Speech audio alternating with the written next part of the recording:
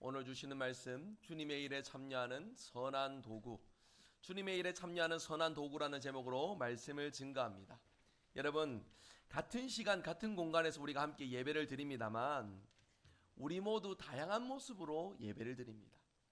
생각하시기에는 그냥 앉아가지고 조용히 집중하면서 예배를 드린다 생각하시겠지만 그 겉으로 드러나는 면모 안에 우리 안에 어떤 생각과 마음의 상태에서부터 우리는 참 다양한 모습으로 예배를 드린다는 것을 발견할 수가 있습니다. 여러분, 이제 저나 우리 장로님들 예배를 인도하면서 여기 이렇게 강대상에 서 있지만 우리 성도님들 기회가 되시면 한 번씩 이렇게 자리에 서셔서 한번 회중의 자리를 좀 한번 지켜보시면 좋겠다 싶어요. 생각보다 잘 보입니다. 생각보다 굉장히 잘 보여요. 발은 안 보일 것 같죠?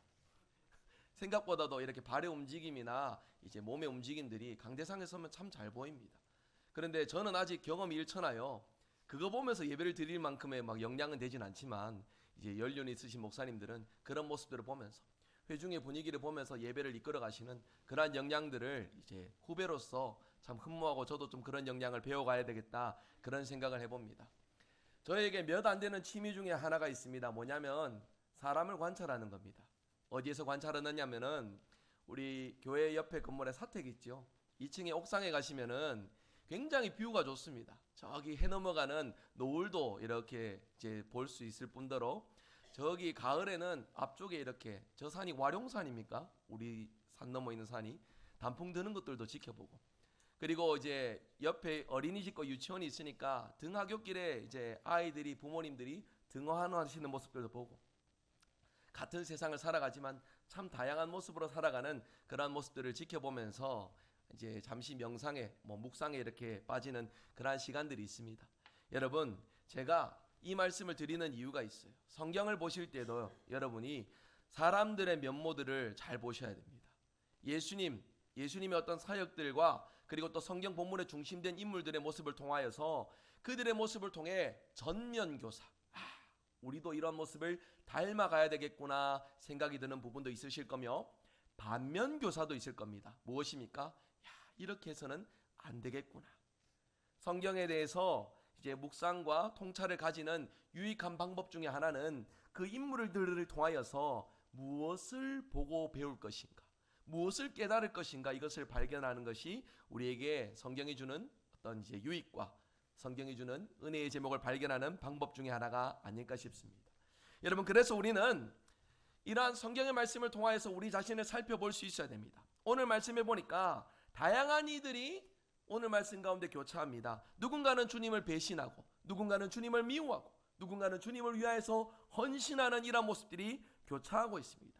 이런 모습을 보면서 우리는 전면교사, 반면교사의 의미로 우리 자기 자신에게 질문할 수 있어야 돼요. 무엇을 물어봐야 되느냐? 오늘 나는 어떤 모습으로 살아가고 있는가? 한번 따라서 해볼까요? 오늘 나는 어떤 모습인가? 여러분, 이 질문에서 발견할 것이 무엇입니까? 나는 하나님의 선한 일에 동참하며 살아가고 있는가? 아니면 하나님의 일을 가로막는 장애물로서 살아가고 있는가? 여러분, 오늘 말씀을 통해 우리가 어떻게 해야 주님의 선한 일에 동참할 수 있는지 함께 이 말씀을 통해 발견하고 하나님 주시는 교훈을 얻는 말씀의 시간 될 수 있기를 주님의 이름으로 축복합니다. 말씀을 세 가지로 살펴보길 원합니다. 한번 같이 읽어볼까요? 첫 번째입니다. 같이 읽습니다. 자신의 이익을 도모하지 말아야 합니다. 이것이 뭐라고요? 비워냄. 자기 자신을 비워내는 것입니다. 1절 2절 말씀 한번 같이 읽어봅니다. 같이 읽겠습니다. 이틀이 지나면 유월절과 무교절이라 대제사장들과 서기관들이 예수를 흉계로 잡아 죽일 방도를 구하며 이르되 민난이 날까 하노니 명절에는 하지 말자 하더라. 아멘. 오늘 말씀 앞에 사건이 무엇입니까? 예수님께서 예루살렘에 입성하신 때입니다. 종려나무 가지와 자신의 거석들을 벗고 흔들면서 호산나 다윗의 왕이요 왕으로 오실 이여 호산나 호산나 마음껏 주님을 높이고 기뻐했던 수많은 예루살렘의 백성들이 있었습니다. 그런데 오늘 말씀해 보니까 이틀이 지나면 이라는 시간 부사가 사용되어집니다. 여러분, 이 시간이 무엇입니까? 유월절 무교절이 이틀 전, 즉 수요일에 있었다라는 것을 짐작해 볼 수 있습니다. 여러분, 유월절과 무교절은 니산월 15일 유대력으로 그렇게 시작합니다. 그때가 금요일이에요. 그러니까 목요일 저녁부터 금요일까지의 이제 그 시간들이 지나는 시점, 이틀 전은 수요일쯤으로 추정할 수 있습니다. 수많은 이들이 예루살렘에 모여있던 그때 당시에 민족적으로는 이제 예수님이 입성했으니까 로마의 압제를 벗어나서 무언가 대단한 승리를 이룰 수 있겠다는 그런 기대감이 고취되고 있던 이때에, 그리고 또 민족적으로도 유월절과 무교절, 그들의 아주 중요한 절기지요. 하나님의 구원의 은혜를 경험하고 준비되지 못한 채 하나님의 인도하심으로 광야길에 나가서 누룩 없는 떡을 먹었던 그 일을 기념하는 유월절과 무교절, 아주 중요한 절기 그때에 많은 사람들이 기뻐하고 환호하였지만 이 말씀의 어두운 면모이죠. 예수님을 죽일 계획을 가졌던 당시 기득권 쪽의 사람들, 바리새인과 서기관들, 종교 지도자들이, 산헤드린 공회원들이 자신들이 모여서 조직적이고 체계적인 모의를 하고 있습니다. 1절에 예수를 흉계로 잡아 죽일 방도를 구한다 이렇게 말씀하는데, 여기서 구한다라는 이 말이 미완료형으로 쓰여집니다. 그러니까 한 번 논의한 것이 아니에요. 계속해서 지속적으로 그들이 모여서 조직적이고 체계적으로 예수님을 죽일 방도를 구하였다라는 것을 성경이 드러내고 있는 것입니다.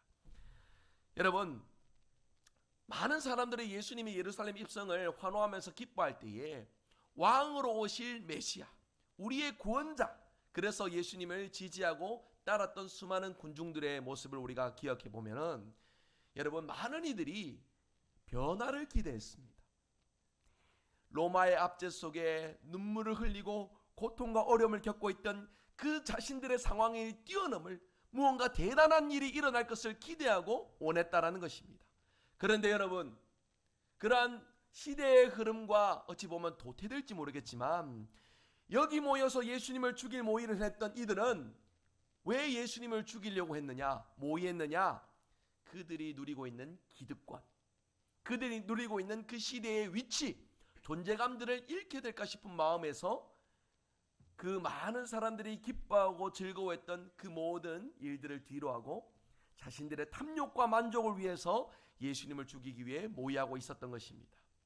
여러분, 오늘 본문에서 드러나는 기득권 세력이 지속적이고 체계적으로 예수님을 죽이려고 했던 이 계획, 이러한 모습, 오늘 우리에게 어떤 의미로 다가올 수 있을까요? 여러분, 바로 이것입니다. 하나님 없이도 가능하다라는 교만함.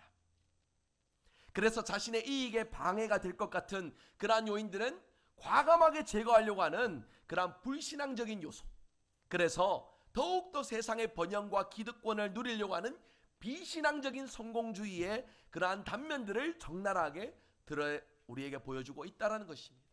여러분, 우리 누구나 다 그럴 것입니다. 우리가 수고하고 쌓아온 것들을 무너뜨리는 것들, 이것이 사라지는 것들, 매우 두렵고 어려운 주제임이 틀림없습니다. 지금까지 살아온 모든 우리의 행적들이 우리 자신을 증명하고 드러내는 요인들이 될 것이기 때문입니다. 그러나 여러분, 이것은 세상의 관점입니다. 한번 따라서 볼까요? 성도는 날마다 개혁되어야 합니다. 여러분, 우리가 함께 믿음으로 고백하는 우리 대한예수교 장로의 고신교단은 개혁주의 신앙을 표방하는 교단입니다. 교회는 날마다 계속 개혁되어야 한다. 성도는 날마다 계속 개혁되어야 된다는 것이 개혁주의 신학의 핵심 모토인 것입니다.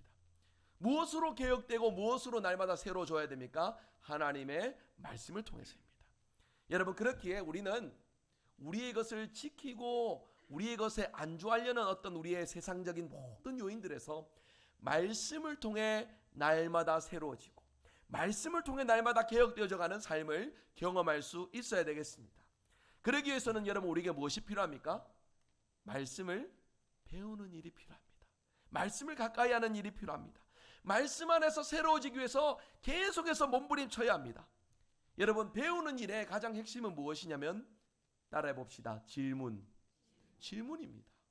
이 말씀을 가지고 나는 어떻게 살아가야 되지? 여러분, 오늘 성경을 읽으실 때에도 그냥 하나의 사건으로만 읽으시면은 지나가는 내용 정도밖에 안 됩니다. 하지만 이 말씀 속에서 드러나는 수많은 이들의 모습 속에 나는 어떤 삶을 살아야 되지? 나는 어떤 모습으로 주님 앞에 서야 되지? 이러한 질문을 가지실 수 있어야 됩니다. 여러분, 배우기 위해서는 새로운 것을 채워가기 위해서는 피로가 느껴져야 되죠. 갈급함이 있어야죠. 그 갈급함의 출발이 무엇입니까? 질문입니다. 나는 무엇을 필요로 하는가? 나는 무엇을 얻기를 원하는가? 어떻게 살아가기를 원하는가? 여기에서부터 필요한 수많은 질문들을 우리가 가질 수 있어야 됩니다. 여러분, 모르는 것을 모른다라고 말하는 것, 어찌 보면 굉장히 용감한 일이겠지요. 그런데 여러분, 뭘 모르는지 분명히 알아야 내가 무엇을 알아야 되는지에 대해서도 분명해질 수 있습니다. 그래서 제가 목회를 하면서 좀 이렇게 어떻게 느껴지실지 모르겠습니다만, 성도님들이 간혹 저에게 질문하시는 경우들이 있습니다. 인생의 주제거나 성경의 어떤 주제거나 또 신학적인 어떤 부분이거나 질문하시는 경우가 있는데, 어떻게 들리실지 모르겠습니다만 모르면 모른다라고 합니다. 제가 괜히 어줍지 않게 아는 척하면서 있죠. 폼 안 잡으려고 합니다. 그 대신요, 그 순간 제가 몰랐음을 깨닫게 되면은 어떻게든 알아서라도 배워와서라도 들려드리려고 했습니다. 그게 저의 역할이라고 저는 그렇게 생각합니다. 그래서 여러분, 오히려 모르는 것은요, 부끄러운 일이 아니에요. 내가 무엇을 알아야 되는지에 대해서 발견하는 그런 계기가 된다는 것입니다. 바라옵기는 그렇게 우리 신앙생활 하시면서 자주 질문을 좀 가져보시면 좋겠어요. 이 성경의 이 사건이 내게 주는 교훈은 무엇인가? 나는 인생을 어떻게 살아가야 되는가? 교회에서 왜 이런 일들을 우리가 감당해 가야 되는가? 이런 질문을 가져보십시오. 질문 속에 그 중심이 하나님께로 바르게 향할 때에 하나님께서 필요로 하는 귀한 정답을 때때마다 정확하게 우리에게 일러주시는 줄 믿으시길 바랍니다. 여러분, 여기서 드러나는 종교 지도자들, 산헤드린 공회원들은요, 우리가 마태복음부터 시작해서 신약 성경을 우리가 함께 읽기에 주님이 하셨던 말씀, 독사의 자식들아, 회칠한 무덤, 이런 식으로 이제 주님께서 책망하시는 말씀을 기억하면서 우리가 좀 변변찮은 사람들 정도로만 여기는 경우들이 많아요. 여러분, 이 사람들도 자기들 나름대로 말씀에 충실했던 사람입니다. 그들이 그리스 제국의 압제에 있을 때에 하나님 말씀으로 돌아가자, 헬레니즘 문화, 뭔가 자유분방하고 하나님 말씀과 멀어져가는 그런 어떤 세속화되는 물결에서 하나님 말씀으로 돌아가자 하면서 마카비 혁명이라는 것을 일으켰습니다. 그래서 잠깐 하스몬 왕조라고 유대인들의 독립된 통치 체계가 구축되었던 시절도 있었습니다. 그들이 그러한 일들을 벌였던 이유는 딱 하나입니다. 율법으로 돌아가자, 말씀으로 돌아가자. 여러분, 그런데 말씀으로 돌아가자 했는데 날마다 말씀으로 새로워지지 못하니 이 말씀을 붙들고 자기 기득권을 지키는 일에만 생각과 마음이 쓰여지고 있다는 것이에요. 그런 입장에서 봤을 때에 예수님은 너무나 불편한 존재입니다. 내가 받는 어떤 존경을 다 앗아가는 것 같고, 내가 들고 있는 어떤 말씀의 권위를 다 짓누르는 것 같고, 그렇게 그들이 무슨 짓을 하고 있습니까? 하나님 말씀으로 돌아가자 해서 바리새파, 구별되어진 자, 거룩한 자들이라 말하면서도 철저히 하나님과 무관한 모습으로 살아가고 있다라는 것입니다. 하나님을 아는데 그들의 지식이 쓰여지는 것이 아니라 오히려 하나님과 무관한 죄악된 일에 그들의 삶이 쓰여지고 있는 안타까운 모습이다라는 것이죠. 핵심은 이겁니다. 자기 것을 비워내지 못하니까, 하나님 말씀으로 새로워지지 못하니까 하나님 말씀을 가로막는 부정적인 도구밖에 되지 않는다라는 것이에요. 여러분, 이래서야 하나님의 일에, 하나님의 구원사역에 쓰임받을 수 있겠습니까? 절대로 그럴 수 없지요. 말씀해 보세요. 예수님을 어떻게 하면 죽일까 싶고 참소하고 결국에는 주님을 십자가에 매다는 일에 중추적인 역할을 했던 이들이 바로 이 무리들입니다. 구원사역에 동참하는 것이 아니라 구원사역을 가로막는 악한 도구가 되었다라는 것이죠. 그렇게 성도 여러분, 우리 삶을 돌아보시기 바랍니다. 최근에 내가 하나님 앞에 진실하게 회개했던 적은 언제입니까?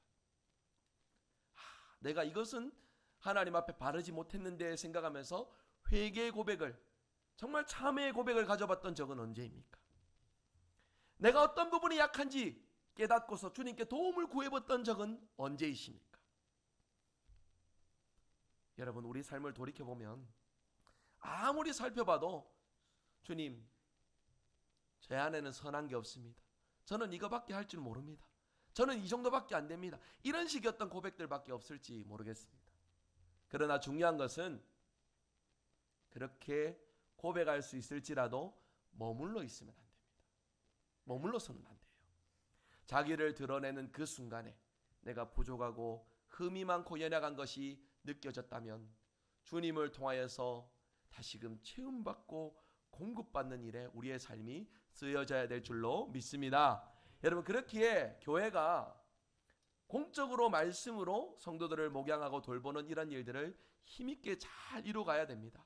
부족하지만 그래서 매일 성경 한 장씩 요약해서 성도님들께 보내드리고 있고, 좀 있으면 광고도 나오겠지만 평신도 교육을 합니다. 바이블 아카데미, 성경 통독 교실, 그리고 또 청장년 제자 훈련반. 여러분, 우리 교회 규모에서 이런 평신도 교육을 다 감당하기에는 사실 한계가 있습니다. 그래서 어디 잘 구축되어 있는 어떤 다른 교회와 비교하면은 우리의 어떤 평신도 교육 과정이 좀 미흡하고 부족한 것들이 많을지도 모릅니다. 그러나 아무 일도 하지 않으면 아무 역사도 일어나지 않아요. 부족한 것들이 많지만 말씀을 통해 하나 되는 교회가 되도록 하기 위해 공적인 말씀 사역에 더욱 힘쓰고자 노력하고 있습니다. 그렇게 여러분, 말씀을 통해 자기를 비워내는 일에 더욱 힘쓸 수 있는 저와 여러분 되시길 주님의 이름으로 축복합니다. 그렇게 할 때 우리가 개혁됩니다. 날마다 새로워집니다. 그냥 내 인생 머물러 있으면 근심, 걱정, 염려, 불안, 이런 내 삶을 짓누르는 요인들만 내 생각 가운데, 내 삶 가운데 가득해집니다. 하나님의 말씀을 통해 새로워질 때에만 기대와 소망과 미래에 대한 어떤 간절한 마음들이 우리 안에 샘솟게 되는 것이에요. 지금의 내 삶이 부끄러운 모습일지라도 주님 안에서 새로워질 수 있다는 강한 확신. 여러분, 산에 가서 묵상한들, 참선을 한들, 폭포 아래서 폭포수 맞으면서 나를 비워낸들 얼마나 가겠습니까? 여러분, 그런 어떤 명상과 자기 돌봄을 통해서 일시적인 효과를 볼 수 있으나 영원히 지속될 수는 없습니다. 하나님의 말씀만이 우리를 새롭게 함을 믿으시길 바랍니다. 그래서 말씀을 통해 우리 자신을 비워내고 주님의 선한 일에 더욱더 쓰임받는 우리 모든 성도들 되시길 주님의 이름으로 축복합니다. 두 번째입니다. 한번 같이 읽어볼까요? 딴 주머니를 차지 않아야 합니다. 순전함입니다.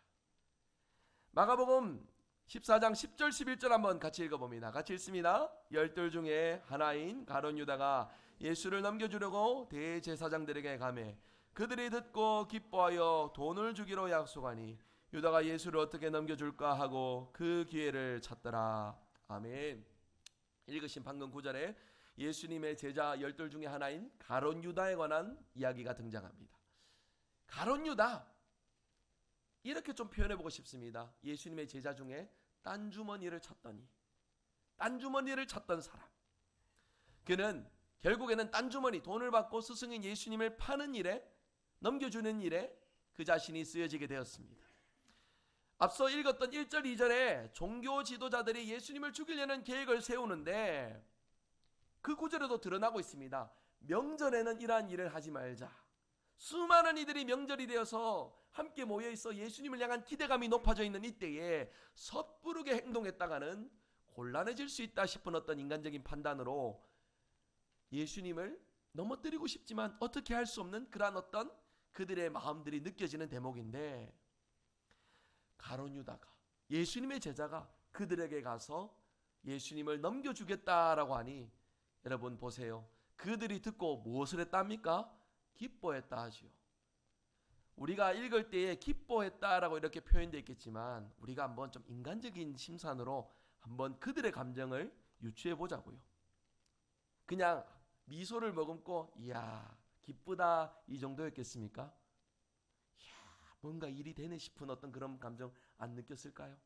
이야 우리 계획대로 되겠다 싶은 감정, 그래서 우리가 누리고 있는 이 기득권을 지킬 수 있겠다 싶은 감정, 그래서 마침내 저 꼴보기 싫은 예수를 제거할 수 있겠다 싶은 마음속에 깊은 어떤 그 자리에서 올라오는 환희와 즐거움, 그 많은 것들이 이 기뻐하며 라는 단어 안에 응축되어 있지 않겠습니까?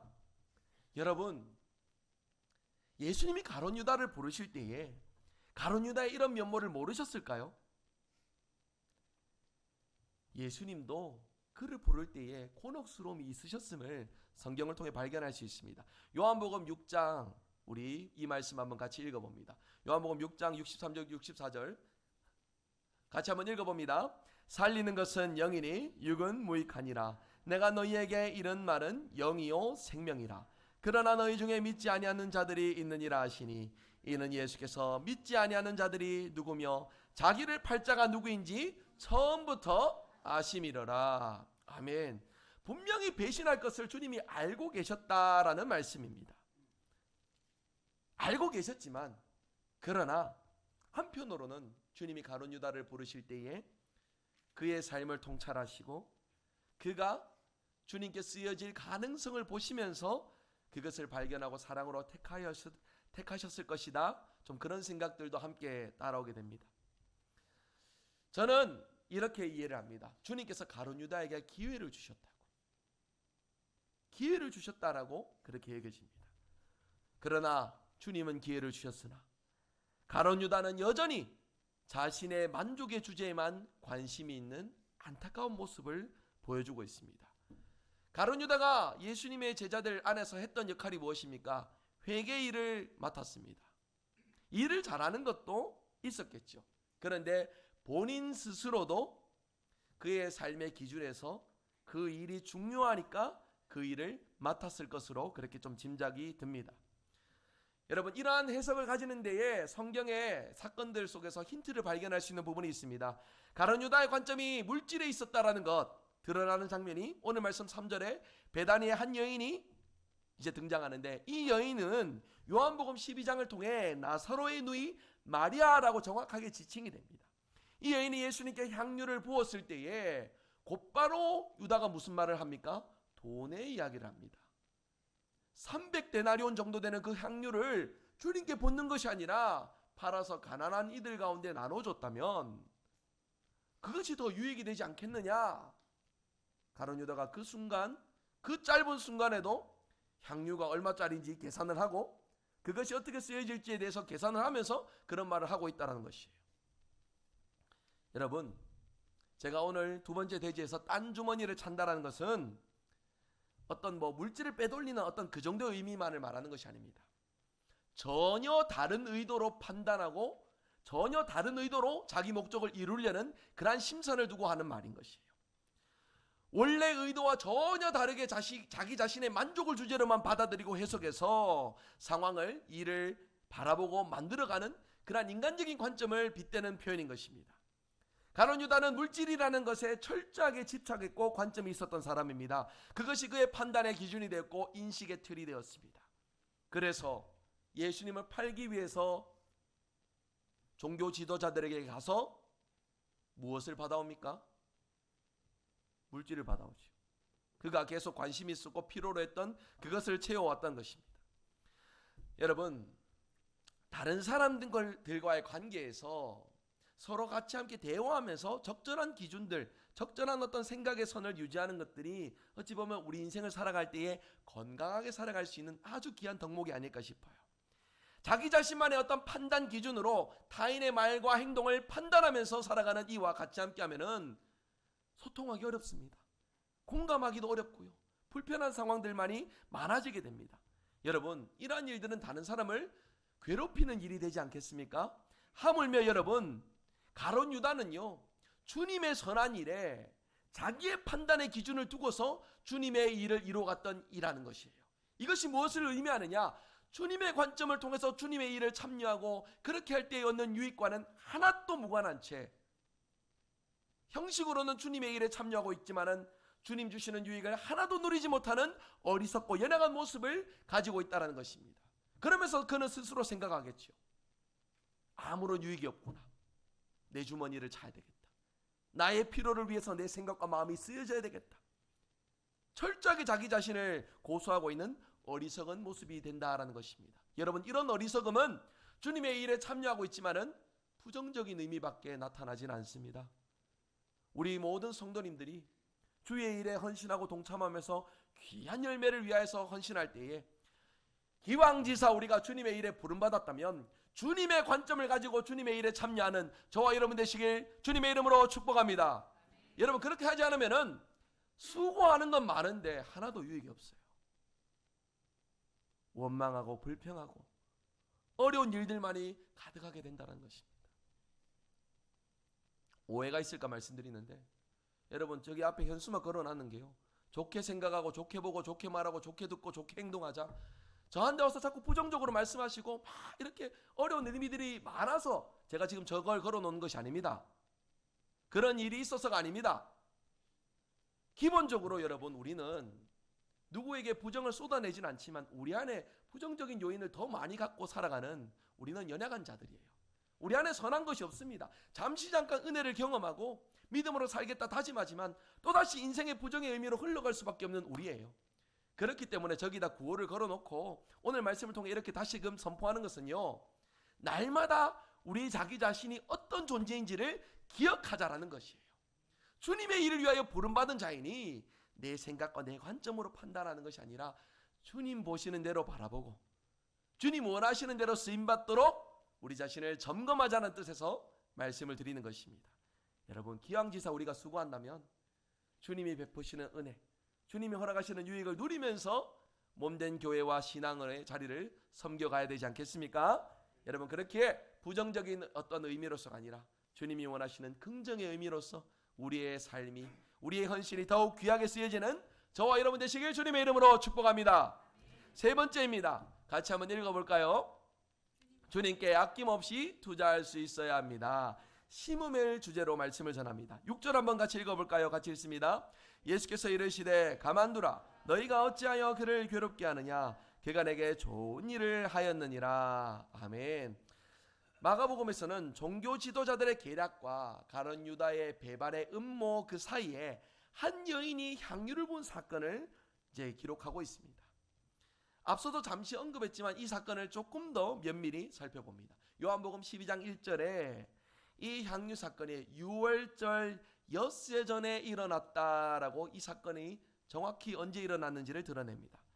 당시 종교법에 따르면은 안식일에는 먼 거리를 여행할 수가 없었습니다. 그래서 예수님 일행은 금요일 저녁 때가 되기 전에 베다니에 도착하셔서, 참고로 유대인에게 안식일은 토요일입니다. 그래서 금요일에 오셔가지고 안식일을 지키시고 잔치 자리에 참석하셔서 기쁨을 누리셨을 것이다, 그렇게 볼 수 있어요. 나병 환자 시몬의 집에서 식사하시면서 이제 함께했던 그 순간에 갑자기 한 여인이 예수님의 머리에 이제 한 향유 옥합을 붓는 일을 행하였습니다. 가룟 유다가 옆에서 궁시렁궁시렁거리죠. 이 향유를 300데나리온 이상 팔아서 가난한 자들에게 나눠주는 것이 더 유익하지 않느냐 책망을 하고 있습니다. 거기에 대한 주님의 답변이 오늘 읽으셨던 방금 구절입니다. 가만히 두라. 그는 힘을 다하여 내 몸에 향유를 부어 나의 장례를 준비하였다. 그가 내게 좋은 일을 하였느니라 주님이 말씀하십니다.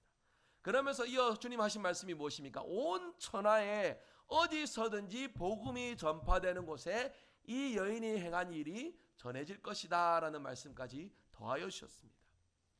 여러분, 종교 지도자들과 가룟 유다, 각자 자기의 탐욕과 만족만을 위해서 있던 그들 사이에서 주님의 일에 동참하며 주님의 마음을 느끼며 귀한 일을 행하였던 이 여인의 모습을 우리가 주목해 보길 원합니다. 그녀는 선한 의도와 선한 목적을 가지고 주님의 구원 사역에 동참하고 쓰임받는 그러한 역할을 담당하였습니다.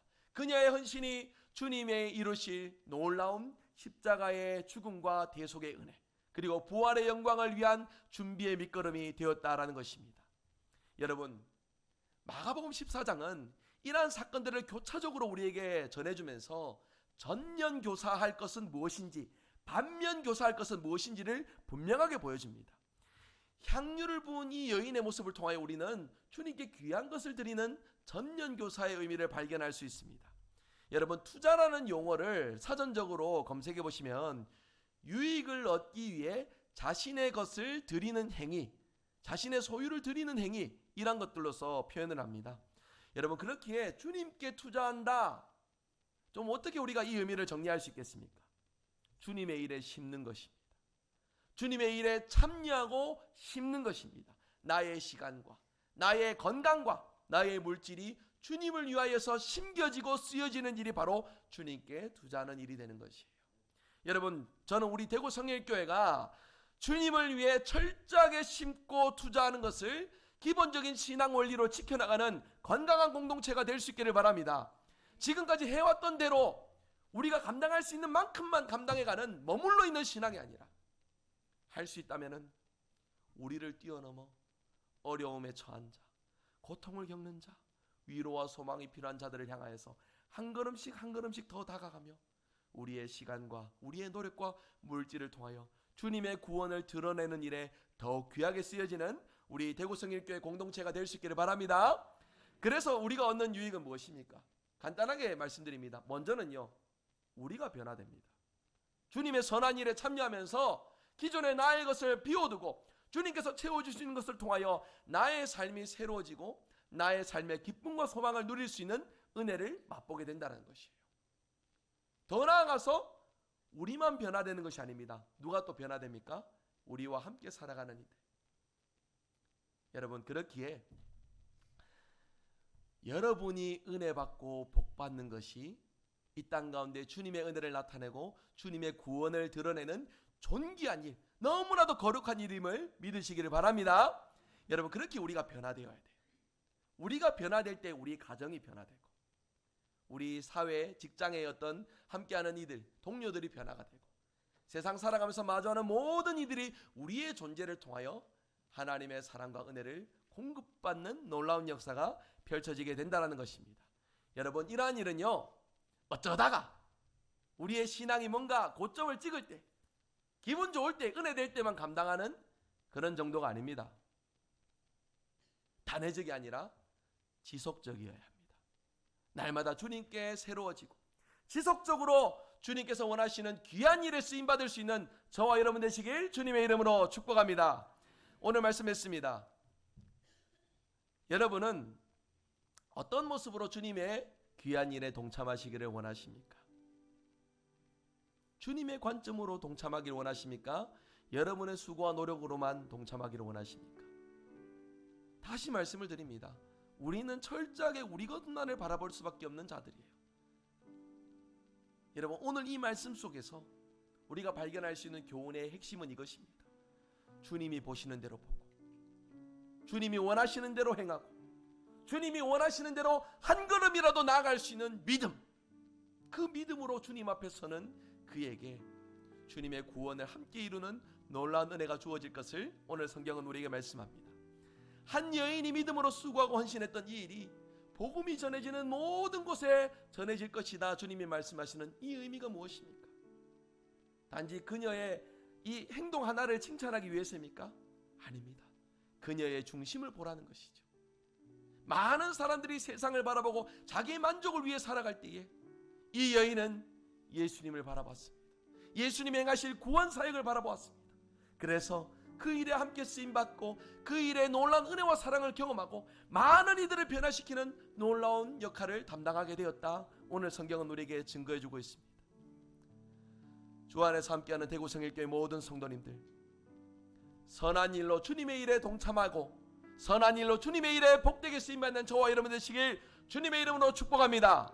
그래서 복음이 전파되고 교회가 세워지는 곳마다 우리가 주님의 관점으로 수고하고 헌신하는 아름다운 이야기가 들려지고 전해져서 우리의 이 수고가 많은 이들을 변화시키는 아름다운 열매로 쓰여지는 놀라운 은혜가 저와 여러분 삶 가운데 가득하시길 주 예수 그리스도의 이름으로 축복합니다. 아멘. 우리 같이 함께 찬양합니다. 주님, 이제 결단합니다. 내가 여기 있습니다. 주님, 나를 보내주시고 나를 써주시고 나의 것을 주님께 드릴 때 주님께서 귀하게 사용하여 주시옵소서. 우리 믿음으로 결단하며 고백하며 함께 찬양합니다. 우리 자기 가슴에 한번 손을 얹고 진솔하게 우리 한번 고백